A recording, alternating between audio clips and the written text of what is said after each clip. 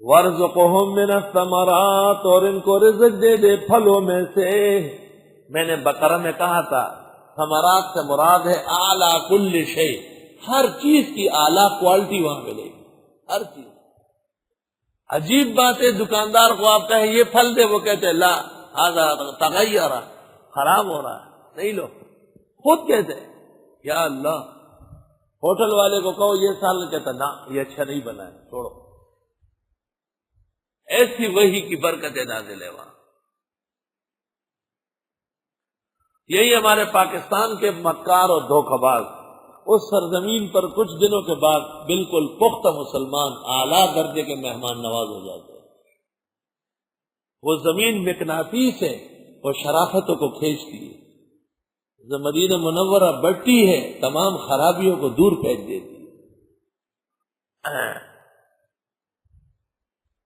اور آیت میں بشارت ہے کہ جو علم پڑھے گا اللہ اس کو رزق کی تنگی نہیں دکھائے گا۔ وَارْزُقْهُم مِّنَ الثَّمَرَاتِ، 1200 طالب علم کے لیے ڈاٹسن بھر کے پھل آتا ہے۔ رات کو جب مغرب میں دسترخوان بچتا ہے، دن خوش ہو جاتا ہے، گھنٹوں اوپر پھل چلتا رہتا ہے۔ الحمدللہ۔ وَارْزُقْهُم مِّنَ الثَّمَرَاتِ، شکر اپنے اندر پیدا کرو تو مزے کرو گے، کفران کرو گے تو ذلیل و خوار ہو جاؤ گے، چوڑے چمار سے بدتر ہو جاؤ گے، ہر وقت ذلت میں پڑے رہو گے۔ ایک کھجور کا اتنا شکر کرو جیسے آپ کو کھجور کا باغ ملا ہے، ایسا شکر کرو۔ اور ایک انگور کے دانے کا شکر ایسا کرو جیسے پورا باغ آپ کو دیا گیا۔ اگر یہ مزاج آئے تو آپ مسلمان رہیں گے، ورنہ کافر مر جاؤ گے۔ ایسے دنیا سے گزرو گے۔ اچھی طرح سبق پڑھو ذرا، یہ وہ سبق ہے جو کوئی اور نہیں پڑھا سکتا۔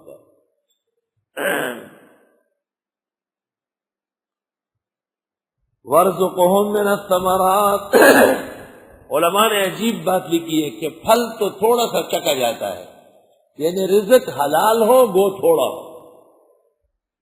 گندگی زیادہ ہوتی ہے مگر کھانے کے قابل نہیں ہوتی۔ اور رزق کو رزق اس لیے کہتے ہیں کہ آدمی اس کا محتاج ہوتا ہے۔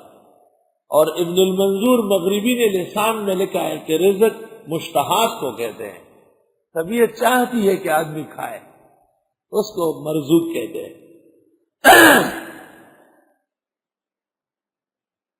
200 کے قریب فوائد اطعمہ کے یہاں سے مستنبط ہے۔ لعلہم یشکرون، ان کو شکر کرنا چاہیے۔ ربنا انک تعلم ما نخفی وما نعلن، اے پروردگار آپ جانتے ہیں جو ہم چھپاتے ہیں اور جو ہم دکھاتے ہیں۔ یعنی دل میں بہت تکلیف تھی بیوی اور بچے کے جنگل میں چھوڑنے کی، خدائے میرے دل کی مخفیات تو آپ کو پتہ ہے۔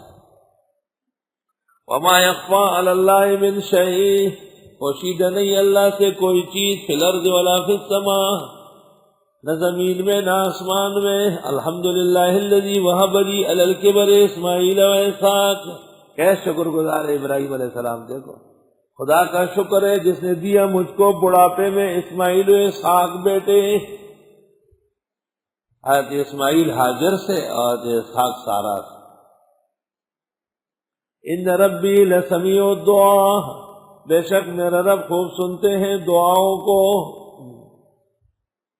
شاہ عبدالعزیز بوڑھے ہو گئے تھے اور 2 بھتیجے شاہ اسحاق اور شاہ اسماعیل حدیث پڑھاتے تھے، تو حضرت بڑے شوق سے کہتے تھے الحمدللہ الذی وہب لی علی الکبر اسماعیل و اسحاق،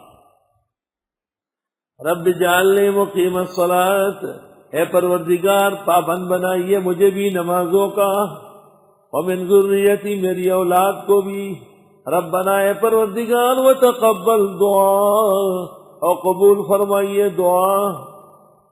اشارہ ہے کہ نماز کے بعد کی دعا مؤثر ہے۔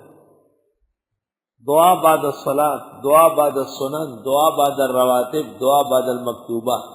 اہل حق کا رواج ہے بعد المکتوبہ بالرفع یدین، بالاجتماع دعا مانگتے ہیں۔ احادیث میں صراحات اور کنایات اور اشارات موجود ہیں۔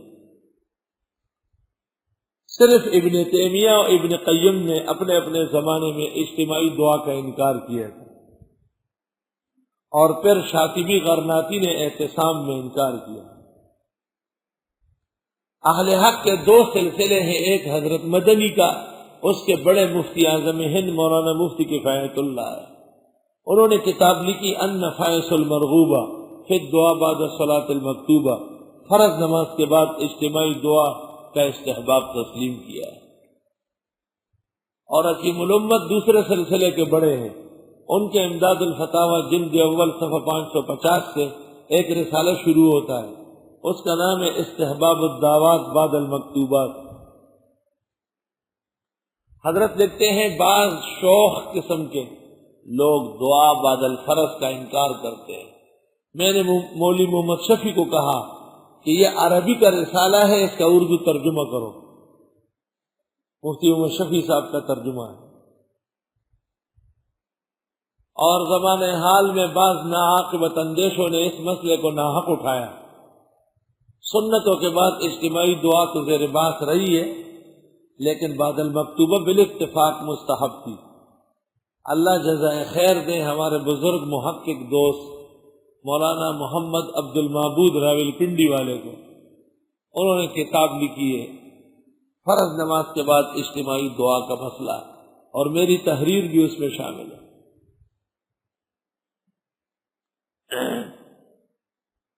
اے پروردگار بنائیے مجھے پابند صلاۃ اور میری اولاد کو بھی، اے پروردگار قبول فرمائیے دعائیں۔